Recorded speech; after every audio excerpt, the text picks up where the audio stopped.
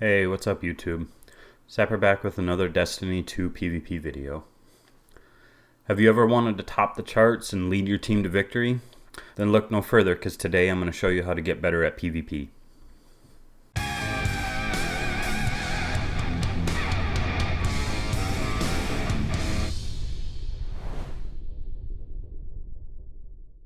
So the first and most obvious step of getting better is obviously to practice. You're not going to you're not going to watch this video and follow a few tips and then be better overnight. Everything that you do, you need to practice at it. The more you practice, the better you're going to get. Now, as far as the type of gun that you choose, it's really what you're the most comfortable with.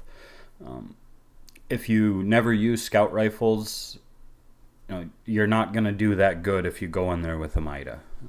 It's a good gun and everything, and it's great for PvP, but if scout rifles aren't your play style, then you're not going to do well with it. So you want to pick something that you're comfortable with, something that you've used a bunch. Despite what people say, everything is viable in PvP, every gun type. It doesn't matter if you're choosing pulse rifles or hand cannons or whatnot. In this video that's playing in the background, I'm using a purple auto rifle. It's called Perseverance. And then I'm using the Epic hand cannon Stern. I mostly use the auto rifle, but I do switch to the hand cannon a couple times and I do get a few kills with it. The main point is not to choose a weapon type, but to choose which weapon fits your needs. Now for each weapon type, there's going to be some that are better than others. For example, if you're using scout rifles, Mida is always a great choice. The Nameless Midnight is a good choice, and both of those are easy to get. Mida is from the quest that you can easily solo, and then Nameless Midnight you get in the story. It's one of the options that you can choose. For hand cannons, there's the Stern, which you can also get solo, but it is a little bit tougher than the Mida. And then there's also Skyburner's Oath. That one's a little bit harder to get. It's just an exotic that'll come randomly from engrams. But it's a really good scout rifle. And then there's also the Sunshot. That one is also a quest reward that you get during the story. For auto rifles, really any purple one will do. What I look for is something that's around 600 rounds per minute. I find that that's the best. That's the best handoff between rate of fire and damage done. The other thing that you're looking for in an assault rifle is its range. That'll be how accurate it is the further away you are from them. And the same goes with handling. You'll want higher range and higher handling. So basically what you want to do is you just want to choose whichever weapon type fits you. Once you find out that, then you can go through and you can find a weapon that really works for you.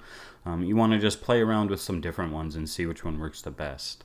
When it comes to power weapons, rocket launchers are still great.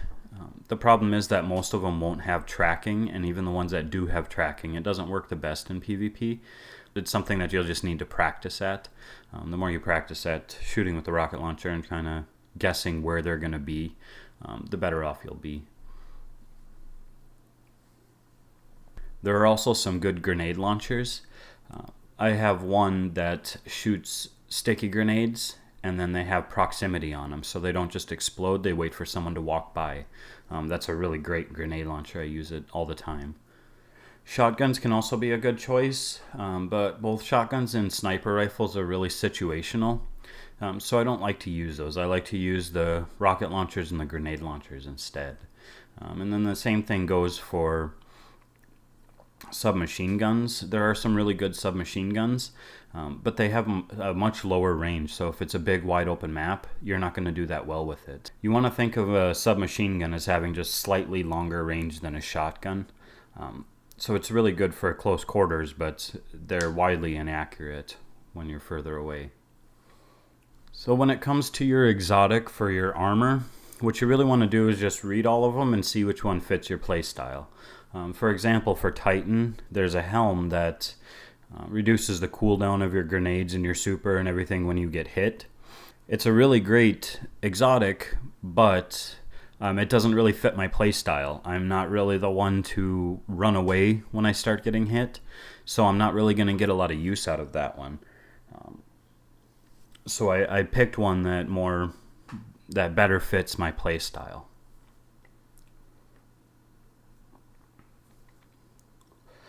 Now for the rest of your gear, what I do is I pick all the pieces that I can that have resilience. If they don't have resilience, in the choose menu I choose resilience, and then if it does have resilience, then I choose mobility. And again, that's just my play style. I like to sprint around. I like to get up places, faster. I like to be further ahead than what they're expecting me to be, so that I can better anticipate where they're going to be and set up ambush points for them. Now, as far as aiming, where you aim really depends on what weapon type you're using. If you're using the scout rifle or if you're using a hand cannon, then you want to aim just for their head so that you can get the precision hits. But if you're using a pulse rifle or if you're using a auto rifle, then where you want to aim at is kind of the top part of their chest, because the recoil is going to drag it up. Most of the guns will have a vertical recoil on them, especially the pulse rifles. By the third shot, if you aim at their head, the third and possibly second shot are going to go right over them. And you always want to keep shooting until they actually die. If you think that one hit will kill them, then you don't want to just shoot once to save your ammo. When it comes to PvP, you're not going to run out of ammo, especially with your primary or your energy weapon. The chances are either the round's going to end or you're going to die before you'd even come close to running out of ammo.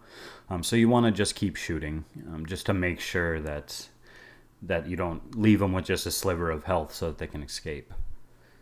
Now, when you're playing solo, like I was in this video, you mainly want to just kind of look out for yourself. Don't assume that any of your teammates are going to be watching your back, so you want to constantly be looking back and forth between looking down the sights and your map. There's a couple times in this video where I got shot in the back where, if I had been paying more attention to the map, that wouldn't have happened. When you're playing with a pre-made team, you want to make sure that you guys have good communication. You want to be on voice chat or something like that. And you want to be calling out everything. You want to call out when you're throwing grenades. You want to call out when you see enemies, how many you see, everything. Now, when you see an enemy, the first thing you want to do is you want to just put your sights over them, and then you want to start shooting before you aim down the sights. This will kind of give you a little bit more of an edge. If you see each other at the same time and you both aim down your sights before you start shooting, it's a toss-up of who's going to win. But if you see each other at the same time and you start shooting before you aim down your sights, you're not going to get any precision hits on those, but you're still going to have a hand up on damage, which will usually lead to you winning the fight. Now, depending on the game mode that you're playing, you can set up little ambush points for them, and you can sit and wait. But on some of the game modes, you really can't do that. You need to push forward, or you need to do a certain objective. The key is not to push too hard. You don't want to run into a group of 3 people, because unless you get very lucky and they're not good at all, you're not going to win that. So you want to keep it to fights that you can win 1-on-1 or possibly even 2-on-1 if one of them's not paying attention. If one of them's looking the other way, then you can usually win a 2-on-1 fight. But you want to stick it to fights that you can win, because in any game mode, you're not doing your team any good if you're just trading kills. So as you see in this video, I find a couple different spots where I can kind of sit and see multiple different angles, and I just kind of switch back and forth between them. This allows me to, except for a couple of situations, make sure I'm not getting snuck up on and that I'm covering every way that the enemy can come towards me. Now, it seems like grenades are weaker in Destiny 2 than they were in Destiny 1. But you can still get, quite a few kills with a well-timed grenade. As you saw in the beginning of the video, I managed to get a triple kill with a single grenade because they were all grouped up. However, I was just trying to push them back so I could move forward. So I wasn't planning on getting even a single kill out of those grenades. Just kind of lucked into a triple kill on that. So you'll mainly want to use your grenades. So like if you're going to die, you want to throw a grenade so that you can finish somebody off.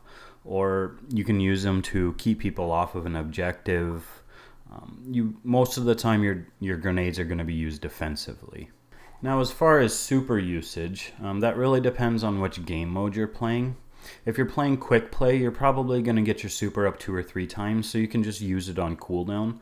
However, if you're in competitive, most of the time you're only going to get 1 super for the entire match, so you really want to time when you use it. If you're playing survival, you want to wait until they have no more lives left so that you can knock people out with it. Especially since if they're down to no more lives, they're probably going to be grouped up. So you can really knock out their entire team in one swoop with a well-timed super. You can also use your super in competitive to kind of save a round. If you're the last one left and they have 2 or 3 people in their team, a well-timed super can help win the round that you otherwise would have lost. Now, regardless of whether you're playing solo or playing as a pre-made group, you want to stay grouped up as much as possible. It's harder to do when you're solo because people like to just run off and do their own thing. But if you see one person going off on his own and 2 people sticking together, just stick with those 2 that are sticking together. You're going to get more kills doing team shot than you will running off on your own. And you might not get credit specifically for the kill, but you still, as a team, you get more kills. You have to remember that Destiny PvP is still a team game. They might have individual kills on there, but it's still a team game. All right, well, that'll do it for this video. Thanks for watching. Until next time.